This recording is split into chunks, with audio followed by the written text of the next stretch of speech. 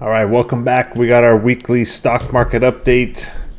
This week we had some inflation numbers. So we had the CPI and the PPI, and both these numbers came in not a huge headline mover here. So slightly hotter than expected, but not a whole lot on the CPI, pretty much in line. And same thing with the PPI.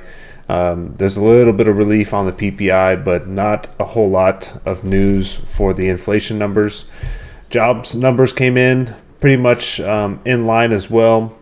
The big news this week was the oil market had some volatility with the Middle East and Venezuela, and then we did not get the tariff update from the Supreme Court, so we're still waiting on that. And then this week there's some earnings. We have banks, Netflix, some other names, and then we've got a lot of people talking at the World Economic Forum, so I'm sure there'll be some headlines that come out from that. But other than that, let's take a look at the heat maps. Pretty flat week this week for the indices. The NASDAQ was down a little bit and the S&P was up slightly. But you can see here pretty flat on the whole week here. Not a lot of green, not a lot of red. We just kind of consolidated sideways this week. Some individual names, you'll see a lot more red. You're seeing the finance names take a hit and a lot of technology names as well. A lot of software names getting hit. So Intuit, Adobe, Salesforce, a lot of these names. I would say this is probably due to the new Anthropic model.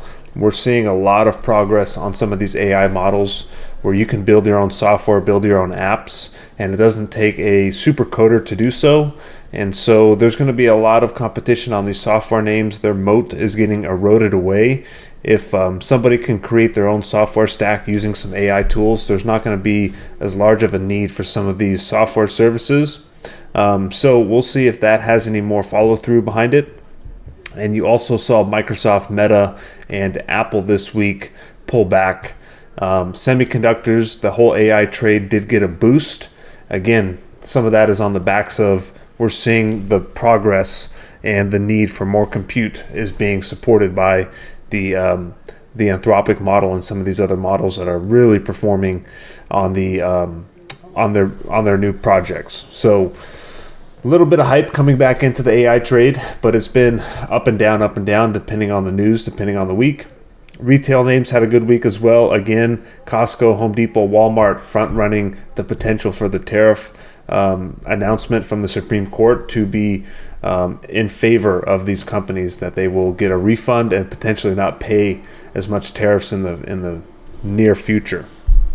Banks had a lot of earnings this week, a mixed picture here, and also the credit card news of a 10% cap on credit card rates. That mainly affects the banks and obviously the credit card processors, but the banks are the ones that collect the interest. So if they're capped on the interest, that could hurt some of their revenue. And then if there is a cap on the interest rates for credit cards, there may be less credit card transactions, and that's why you're seeing Visa and MasterCard. They don't make money on the interest. Visa and MasterCard make money on each transaction. So if there's less transactions, less revenue. But we'll see if that is legitimate.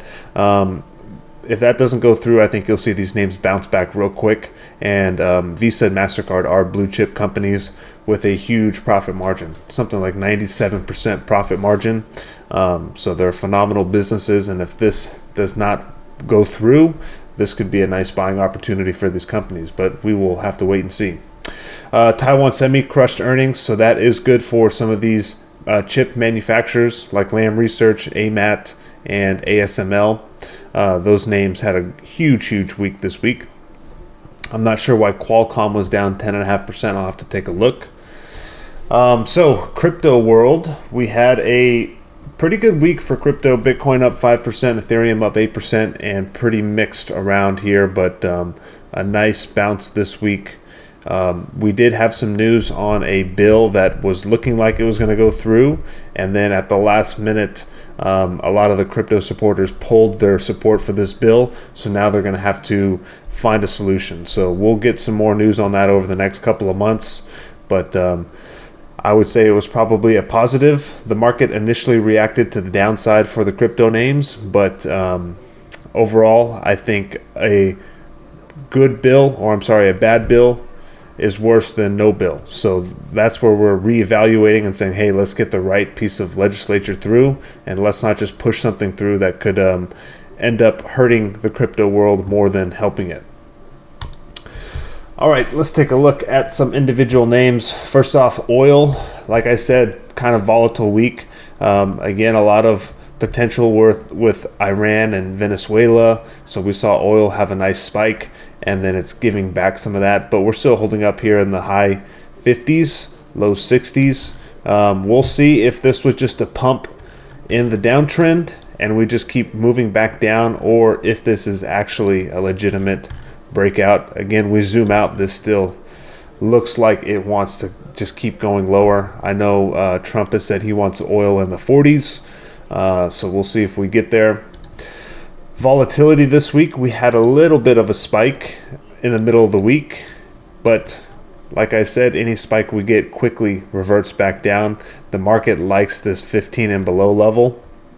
It doesn't really like the high teens. Anytime we get there, it's very short-lived.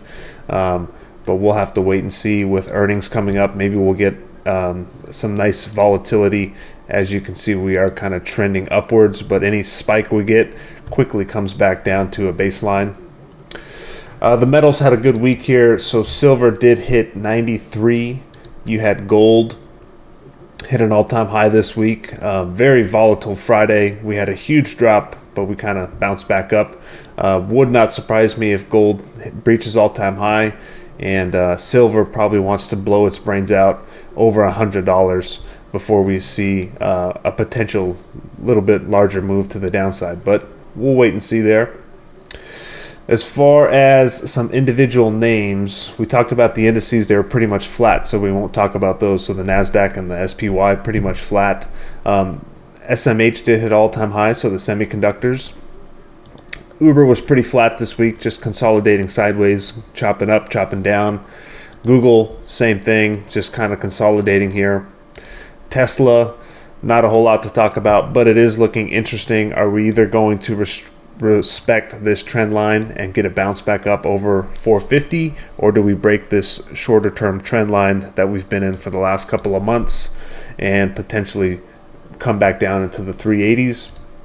Amazon got a nice pullback that we were looking for, and I personally added a little bit here to Amazon, and I will keep adding on any weakness that we have. Again, we are looking for the 300 this year. Probably going to consolidate a little bit before we make a move up near earnings. Nvidia,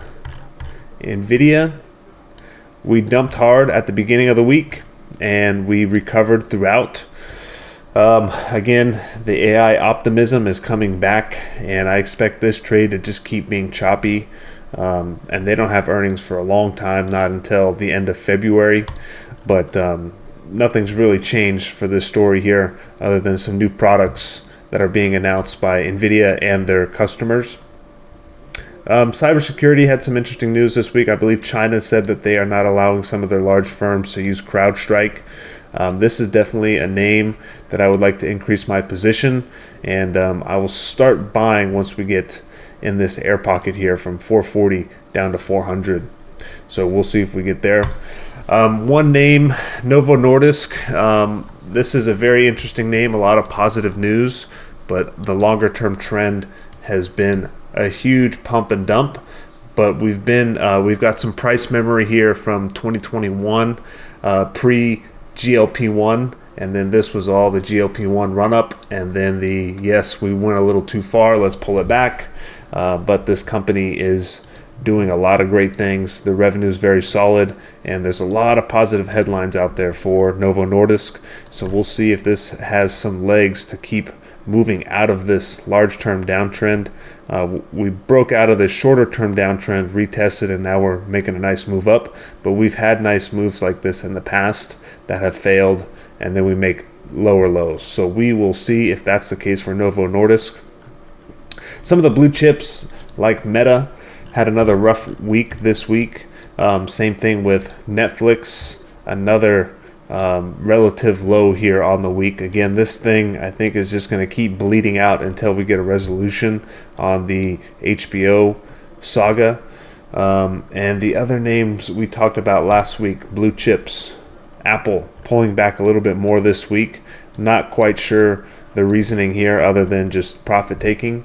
And then Microsoft as well. Really struggling for Microsoft. So we'll see if earnings can bring it some support. But Microsoft cash flowing machine. But nobody cares about Microsoft. They don't really have an AI story right now. And this could be another part of the software sell-off.